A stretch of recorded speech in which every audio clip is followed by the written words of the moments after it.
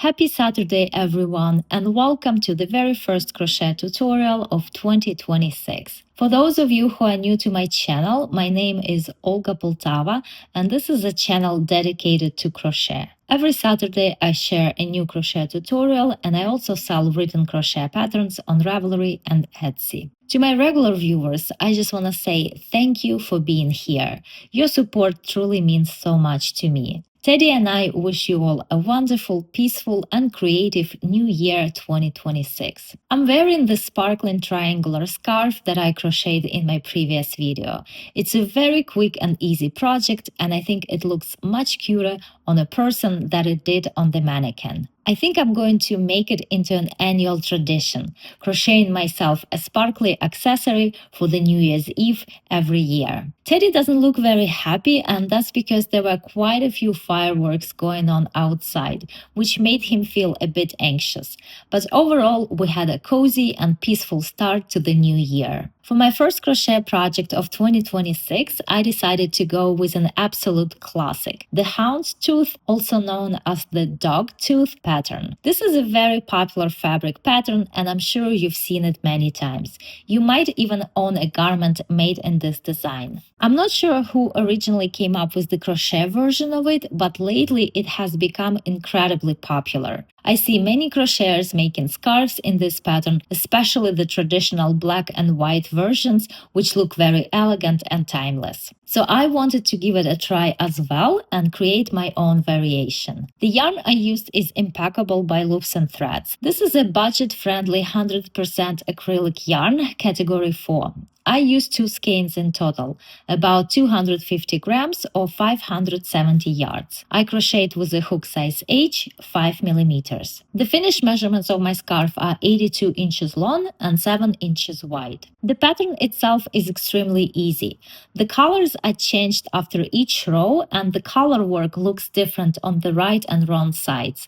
I actually think this adds a really interesting design detail to the scarf. I also got curious about what this pattern would look like if the colors were changed after every 2 rows instead of every single row. So I made a small swatch to compare the 2 versions, and I included it at the end of the video. I see many crocheters making their houndstooth scarves with fringe, which makes a lot of sense, especially since you end up with many loose ends. Turning those ends into fringe is a great solution. However, I decided that I didn't want fringe on my scarf, so I simply wove in all the loose ends. That said, I'll be honest, I'm not entirely happy with the edges on the short sides of the scarf, so maybe fringe is a good idea after all. Please let me know in the comments if you've tried the houndstooth pattern yourself. Did you make a scarf or maybe a blanket, and would you crochet it again? Also tell me what you have on your hook as your first crochet project of 2026. I absolutely love reading your comments, and I try to respond to as many of them as I can. Thank you so much for watching. Happy New Year and happy crocheting! The way the stitch is worked is very easy. It's simply single crochets and double crochets. In the first row, you alternate making a single crochet and a double crochet, a single crochet and a double crochet. Then you change the color and you make the second row, again, single crochets and double crochets. But you work single crochets into the double crochets and you work the double crochets into the single crochets. You can start with any amount of chains you want.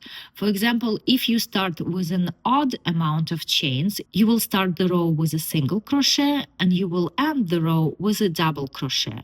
And then in the next row, again, you will start the row with a single crochet and end with a double crochet. But if you start with an even amount of chains, you will start with a single crochet and end with a single crochet. And then the next row, you will start with a double crochet and end with a double crochet. So it doesn't really matter. To make my scarf, I started with 240 chains. So the first row I started with a single crochet and ended with a single crochet. And then the next row I started with a double crochet and ended with a double crochet. For the actual scarf, I started with 240 chains, but I'm going to make a sample and I will start with 24 chains, and I crochet them quite loosely. Here I have 24 chains, and now I'm gonna start the row with a single crochet and alternate making single crochets and double crochets. I'm going to crochet into the back humps of the chains, but it's really up to you. You can crochet directly into the chains if that's what you prefer. So into the second chain, I make a single crochet. We never count the chain on the hook. We always start counting from the next one. So 1, 2, this is the second chain, and into the back hump, I make a single crochet. Now into the next chain, I make a double crochet.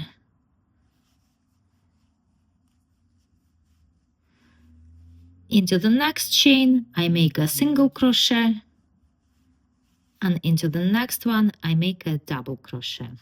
So very easy, just alternating making single crochets and double crochets. Here I am at the end of the row. I made a double crochet and I have one chain left. So into the chain, into the last chain, I make a single crochet. So again, I started this row with a single crochet and I ended it with a single crochet. Okay, so now I turn my work and I'm going to join in the second color. If you are going to make tassels, then you should leave the yarn tails over here, the length of the tassels you want to make. I did not make tassels on my scarf, so I left quite short yarn tails, about this much, which I then weaved in. So to join the new yarn, I make 2 chains with the new yarn. So that's 1,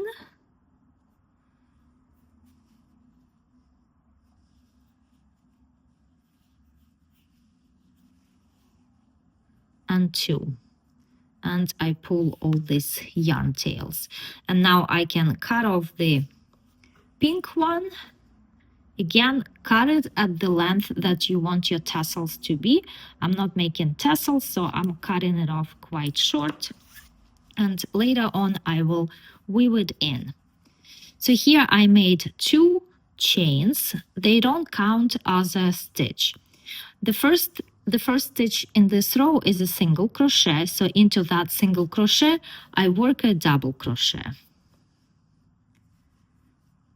The next stitch is a double crochet, and into that double crochet I make a single crochet. And then I just start alternating. Into the next stitch I make a double crochet, and into the next one I make a single crochet, a double crochet, and a single crochet. And again, make sure you are working double crochets into the single crochets and single crochets into the double crochets. And that's how you continue crocheting all the way across. And at the end of the row over here, I have 1 stitch left. That's a single crochet, and I make a double crochet into that last stitch. So now I have 2 rows worked. I turn my work, I cut off the gray color yarn, and I'm going to join in the pink again. I join the new yarn by making 2 chains with the new color yarn. So that's 1,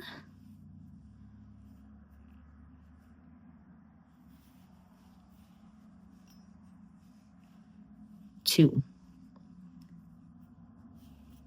These 2 chains don't count as a stitch. The first stitch over here is a double crochet, so I make a single crochet into that first double crochet. The next stitch is a single crochet, so I make a double crochet. And then I alternate a single crochet and a double crochet, a single crochet and a double crochet. And that's how this beautiful pattern is formed.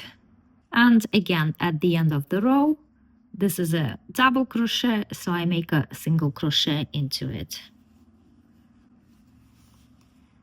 And that's it. This is how this beautiful pattern is worked. So here I crocheted more rows. This is what it looks like when you change the color after each row. And then I got curious and I actually crocheted some changing the color after each 2 rows. So this is what it looks like when you don't change color each row, but every 2 rows. I think it looks quite pretty as well. And you will end up with a lot of loose ends. If you wish to make tassels or fringe, that's what you can do.